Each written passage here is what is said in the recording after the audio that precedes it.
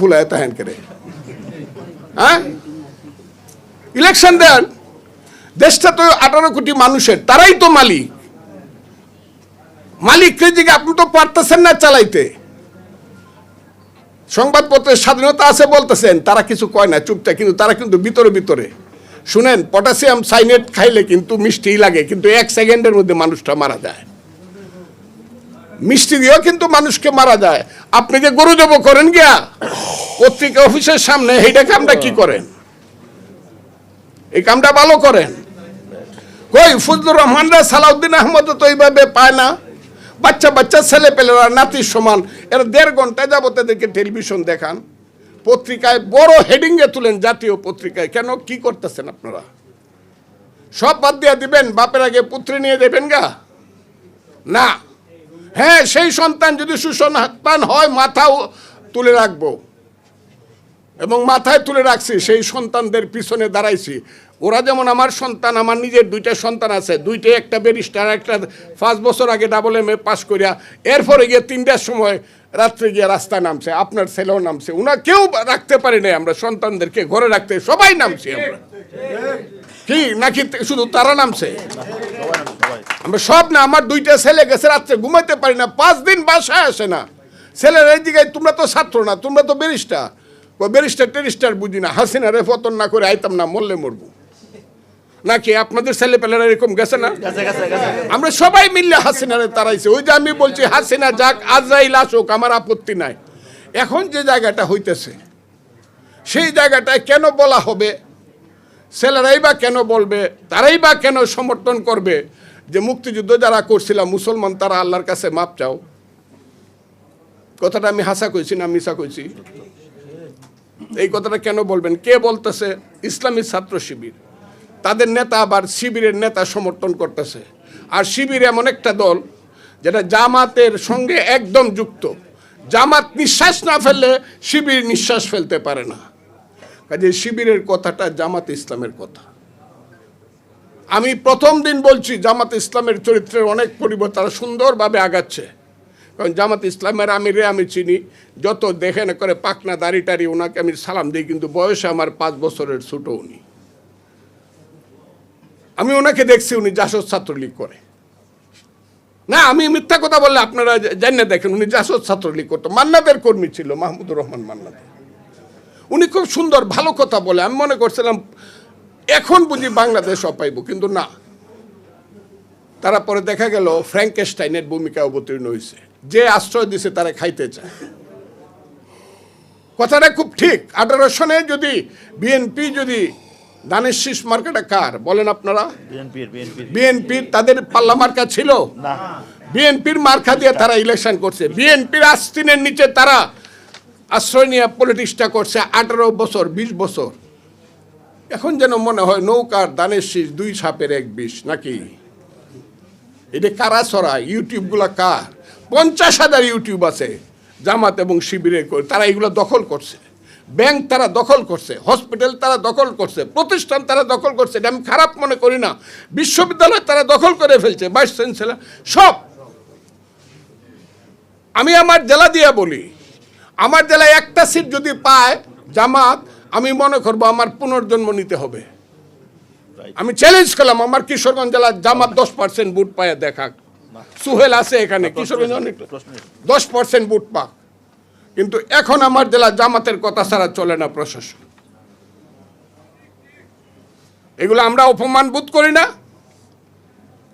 যারা তারা আশ্রয় দিল, বাঁচাইলো, তাদেরকে এখন খাইতে চান। এখন আবার মনে করেন বিএনপি দরকার নাই, আমরা ইলেকশন করে আমরা পাস করে ফেলবো। বিএনপিকে ভুলে গেছেন যে বিএনপি আপনাকে সমস্ত জায়গাতে আশ্রয় দিছে। দেশনেত্রী বেগম খালেদা জিয়ার 2টা স্টেটমেন্ট যদি মনে না রাখেন, 8 সনের পরে ভুল করবেন। জামাতের পক্ষ হইয়া 2টা স্টেটমেন্ট করছিল, আপনারা পড়েন সেই 2টা স্টেটমেন্ট, একটা 12 সনে, একটা 13 সনে। তখন উনি বিরোধী দলের নেত্রী ছিলেন। আপনাদেরকে আশ্রয় দেয় নাই। দেশনেত্রী বেগম খালেদা জিয়ার মতো মানুষ পাইবেন, এখন আপনি বলে ফেলবেন 2 সাপের 1 বিষ, নৌকার ধানের শীষ। কেন? আমরা একসাথে চললে কি হইতো? আপনারা ভালো হন, মুক্তিযুদ্ধকে স্বীকার করেন, আমরা মুক্তিযুদ্ধকে স্বীকার করব। আপনি ইসলামকে বলেন, আমিও ইসলাম স্বীকার করি। ইসলামী শাসন চান, আমিও চাই, তবে ভোট করে আসেন। কি কথাটা আপনারা মানেন কি না? ওনারা যদি শরিয়া আইন করতে চায় আমার কোনো আপত্তি নাই। ওই যে মামুনুল হক সাহেবরা বড় বড় খুব কঠিন বক্তৃতা করে, অনেক কঠিন, এগুলো ভালো লাগে না এই দেশে। এটা মুক্তিযুদ্ধের দেশ, করুক। তারা যদি ইসলাম কায়েম করতে চায় কিভাবে করবে? লাঠি দিয়া নাকি ভোট দিয়া? বলেন আপনারা।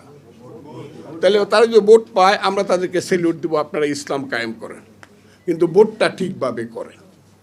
অনার্থক দেশে গন্ডগোল। আমাদের নেত্রী বলছে, আমাদের নেতা বলছে পরশুদিন, জনাব তারেক রহমান, সব কিছুর সমাধান, ওই যে সংস্কারের সমাধানও ভোট, তাড়াতাড়ি ভোট দেন, বলছে কি না কথাটা? ভোট দেন, আগে নির্দিষ্ট হোক, নির্ধারিত হোক এই দেশে কে মেজরিটি। আপনারা আবার করেন না, বঙ্গবন্ধুর কথা বললেই কোন ফজলুর রহমান আওয়ামী লীগ করে। আরে আওয়ামী লীগ করবো কি? আমি তো 18 বছর যাবৎ বিএনপি করি। বঙ্গবন্ধু শেখ মুজিবুর রহমান সবাই যখন ইলেকশনের কথা না করছে, যখন ভাসানী নিয়ে কমিউনিস্ট পার্টির স্লোগান দিছে, তাদের কমিউনিস্ট পার্টি রইল তো ওই হারামজাদা জনগণ, রইল তোদের নির্বাচন, আমরা গেলাম সুন্দরবন। মুরব্বীদের এটা মনে থাকার কথা। তারা ইলেকশন করবে না, ভোটের আগে বাদ চাই, মৌলানা ভাসানীর স্লোগান। শেখ মুজিবুর রহমান বলছে যে না, আমরা আগে ভোট চাই, কারণ আগে নির্ধারণ হোক বাংলার নেতাকে। আমরা ভোট চাই, আগে নির্ধারণ হোক বাংলাদেশের মেজরিটি কে। এইটা কি দেশনেত্রী বেগম খালেদা জিয়া, তারেক রহমান, বিএনপি, নাকি জামাতে ইসলাম বা অন্য কেউ? এইটা আগে নির্ধারিত হোক কারা মেজরিটি। এখন আমি এক ধরনের কথা বলবো, আমি বিএনপি নেতা, আমার ভাই সালাউদ্দিন আহমদ স্থায়ী কমিটির নেতা এক ধরনের কথা বলবে, আর আমার পেটের বাচ্চাটা বলবে আমি কি আপনার চেয়ে কম নাকি? এটা তো এই বেয়াদবি তো হইতে পারে না এই দেশে, এটা হইতে দেওয়া উচিত না। ছেলেরা যদি দল করে, ছাত্ররা যদি দল করে, ছাত্ররা কোথায় দল করছে? পৃথিবীতে একটা দল ছাত্ররা করছে সারা দুনিয়াতে, এটাও বোধহয় ছাত্ররা জানে না। এটা হলো উনি যেখানে ছিলেন আসামে, প্রফুল্ল মোহন্তর নেতৃত্বে একজন ছাত্র নেতা ছিলেন, তার নেতৃত্বে একটা দল হয়েছিল। আর পৃথিবীতে এইভাবে খালি ছাত্ররা একটা দল করে ফেলবো কেন? তারা লেখাপড়া করবে না? 3টা জেনারেশন নষ্ট করতেছে তারা। ইউনূস সাহেব এটা দেখেন না? ওনারা তো আমি মাথার উপরে রাখি, শুধু সমন্বয় হওয়ার জন্য। আগে 9-10-এ পরীক্ষা দিতে লিখতাম এইম ইন লাইফ, ডাক্তার হব, ইঞ্জিনিয়ার হব, সমাজকর্মী হব। এখন ছেলেরা লিখবে সমন্বয়ক হব, কারণ সমন্বয়ক হইলে অনেক লাভ। ইউনূস সাহেবের সামনে গিয়ে পায়ের উপরে পাও তুললে বৈশা বলা যায় এইটা করেন। ডিসি সাহেবের সঙ্গে কে দমক দেওয়া যায়। সচিবালয়ে আমি এইখান থেকে সচিবালয়ে 100 গজ দূরে আমি চ্যালেঞ্জ করলাম, এইখান থেকে চ্যালেঞ্জ করলাম।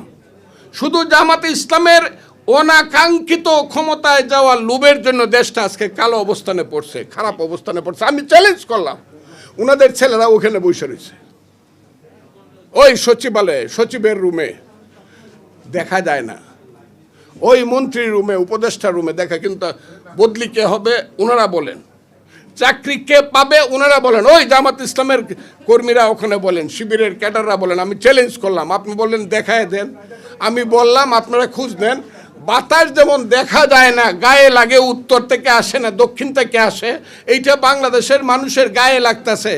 এবং আমি খুব কঠিনভাবে বলছি, আমার ভাই, যদিও বয়সে সে ছোট, আমার ভাই রিজবি, রুহুল কবির রিজবি 3 দিন যাবৎ বলতেছে যে জামাত শিক্ষা এবং স্বাস্থ্য এই 2টা টোটাল ডিপার্টমেন্ট দখল করে নিয়ে গেছে। বলতেছে না কথাটা? কেন? আপনি ছাত্র, আপনি জামাত, আপনি তো এই সরকারের অংশ না, আপনার ছেলেরা কেন সরকার চালাইতেছে সচিবালয়ে বৈশা? আমরা কারা? আমরা কিছু করি নাই। আমরা বিএনপি, আমার পজিশন হলো আপনার তুলনায় আমি 80%, আপনি 6%। আমি তো আপনাকে চাই একসাথে বসি, ছেলেরা একসাথে বসুক। নির্বাচনের যে সংস্কার যেটা, এটা দ্রুত করেন। কিভাবে ইলেকশনটা হবে, সুষ্ঠু ইলেকশন কিভাবে হবে? গত 3টা ইলেকশন যে হারামজাদারা করছে, দিনের ভোট চাইতে দিচ্ছে, নিশিরাইতের এমপিদেরকে বাদ দেন, এদেরকে অ্যাবডু করেন, এরা ইলেকশন করতে পারবে না। যত রিটার্নিং অফিসার ছিল 18 সনে 24 সনে, ওইগুলোকে রাখেন, ওরা করতে পারবে না। রিটার্নিং দূরের কথা, আর যাইতেই পারবে না এটার কাছে। যত যদি পারা যায়, ওইটা আমি সবটা বলি না, প্রিসাইডিং অফিসারও যারা ছিল, কোন স্কুলের হেডমাস্টারকে, এদের নামগুলো আপনারাও করেন, নোট করেন, করে সুন্দর একটা ইলেকশনের ব্যবস্থা করেন। সব সবাই মিলে ইলেকশন করি, ছেলেরা দল করবে, তাদেরকে আগেই অভিনন্দন জানালাম, তারা আসুক। তারা যদি বেশি পায় আমরা সেলিউট দেবো, আমাদের সন্তানেরা আমাদের দেশের দায়িত্ব পালন করবে। কিন্তু বিনা কারণে প্রতিদিন ঝগড়া করা, বিবাদ করা, এই করা সেই করা, কোনো সংসার তো চলছে না। প্রতিদিন হাজার হাজার মানুষ আইতেছে শাহবাগে, শত শত মানুষ আইতেছে প্রধান উপদেষ্টার অফিসে, আমি এইটা চাই ওইটা চাই, ওইটা, সংসার চলতেছে না। পুলিশ নাই এই দেশে, আইন শৃঙ্খলা নাই এই দেশে। বিপদে পড়লে বুঝবেন কারো কাছে যাওয়ার সুযোগ নাই। যদি এমপি ইলেকশন হয় 300 জায়গাতে 300 পিলার দাঁড়াবে এমপি, কোন দলের আমি জানি না। মানুষ বিপদে পড়লে বলতে পারবে এমপি সাহেব ভাই আমি তো এই বিপদটায় পড়ছি, আমার একটু দেখেন। কথাটা ঠিক আছে না? এখন কার ঐক্য চাই, সুন্দর ঐক্য চাই, পত্র পত্রিকার স্বাধীনতা চাই। বিএনপি ক্ষমতায় গেলেও আমি আমার ভাই সালাউদ্দিন আহমদকে বলবো, আপনার সামনে বা তোমার সামনে আমার এত কথা বলা ঠিক না, তবু আমি বলতে বিএনপি ক্ষমতায় গেলেও পত্রিকার স্বাধীনতা রক্ষা করতে হবে। এটা সিরিয়াস, এটা মানুষকে, কারণ পত্র পত্রিকার স্বাধীনতা হলো মিরর অফ লাইফ, জীবনের আয়না হইল পত্রিকা। এটা পড়লে পরে আমার মানে মুখটা দেখা যায় আমি কেমন।